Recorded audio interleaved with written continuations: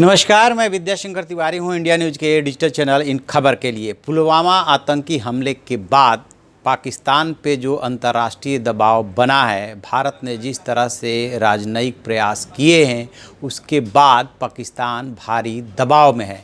उसने अपने यहाँ अस्पताल को तो अलर्ट मोड पे रखा ही है, क्योंकि उसे इस बात का डर है कि भारत कभी भी कार्रवाई कर सकता है और पहले वो सर्जिकल स्ट्राइक कर चुका है। लेकिन इसके अलावा एक और दो घटनाक्रम 2 दिन में बहुत तेज़ी से हुए हैं। पहला ये कि जो राष्ट्रीय सुरक्षा परिषद की बैठक हुई थी पाकिस्तान की, उसमें जमात उद दावा को प्रतिबंधित किया गया था और उसका जो चैरिटी रिलेटेड चैरिटी संस्थान है उसको भी जो है फलाह इंसानियत, उसको भी बैन किया गया था। इसके पीछे उसकी रणनीति ये थी कि जो FATF की बैठक होने वाली है, जिसने उसे ग्रे लिस्ट में रखा है, उसमें शायद उसे कुछ रियायत मिल जाए, लेकिन उसको कोई रियायत नहीं मिली, क्योंकि जो उसकी गतिविधियाँ है मानी गई है कि संदिग्ध है और पाकिस्तान को जो एक्शन लेना चाहिए था वो उसने एक्शन नहीं लिया। 26 पॉइंट प्रोग्राम उसको दिया गया है कि आपको ये कदम उठाने हैं।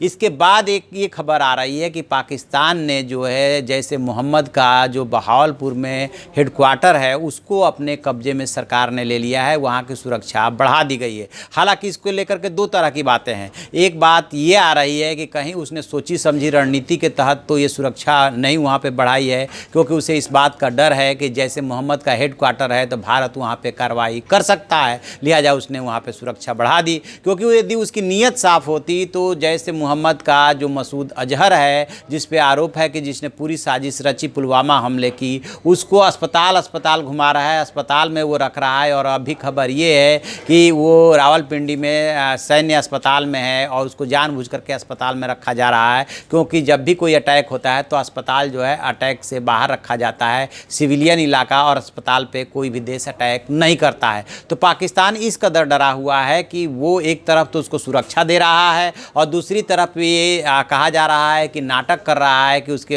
हेडक्वार्टर को हमने अपने कब्जे में ले लिया है। हेडक्वार्टर में दरअसल वहाँ पे मदरसे के नाम पे जो है आतंकवादियों को ट्रेनिंग दी जाती है और इसी इमरान खान के कार्यकाल में वहाँ पे उसका बहुत बड़ा हेडक्वार्टर बना है, उसकी नई बिल्डिंग बनी है। और कहा तो यहाँ तक जाता है कि इमरान खान की जीत में और पीछे से प्रचार करने में जैसे मोहम्मद ने बहुत उनकी मदद की थी और मसूद जो अजहर है उसने उसके पीछे हाथ था, वो इनको सपोर्ट कर रहा था। लिहाजा इनसे उम्मीद नहीं की जा सकती कि जब तक दबाव नहीं पड़ेगा, कार्रवाई का डर नहीं होगा, तब तक ये कोई कार्रवाई करेंगे। तो जो भी इसमें अपडेट होगा हम आपको बताते रहेंगे। लेकिन फिलहाल ये खबर है कि पाकिस्तान भारी दबाव में है और उसे समझ में नहीं आ रहा है कि और क्या करे। और उसकी अर्थव्यवस्था इस समय इतनी खराब है और दिवालियेपन के कगार पे है कि वो उसको लेकर के भी परेशान है कि जिस तरह से फाइनेंशियल एक्शन टास्क फोर्स जो ग्लोबल जो है ये वॉच डॉग है, एक तरह से फाइनेंस मामलों को देखती है और इसी के रिकमेंडेशन पे आपको कर्ज भी वगैरह भी मिलता है, उसको लेकर के पाकिस्तान बहुत ज़्यादा परेशान है।